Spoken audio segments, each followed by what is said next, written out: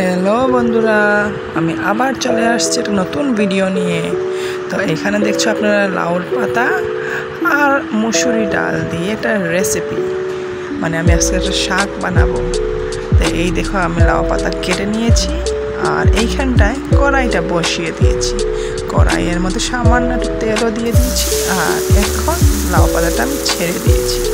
ছেড়ে এটার মধ্যে অল্প নুন আর অল্প হলুদ দেব। এটা একবারে সিম্পল রেসিপি, যারা ব্যাচেলার আছে ওরাও খেতে পারবে।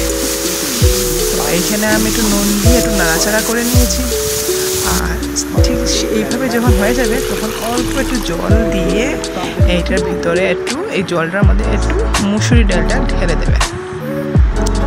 মুসুরি ডালটা ঢালার পর একটু হলুদ আর একটু নুন দিয়ে দেবে। নুন দেওয়ার পর তারপর একটু ঢেকে দেবেন। এখন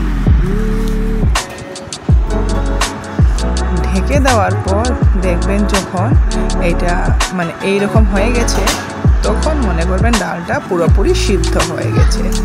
এখন এইটার সঙ্গে শাকটাকে মিক্স করে দেবো।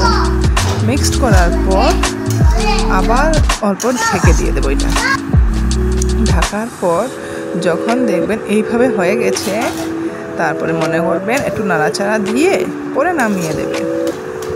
আর যদি আমার ভিডিওটা আপনাদের ভালো লাগে তাহলে প্লিজ লাইক, কমেন্ট আর সাবস্ক্রাইব করে দেবেন। Thanks for watching, bye by.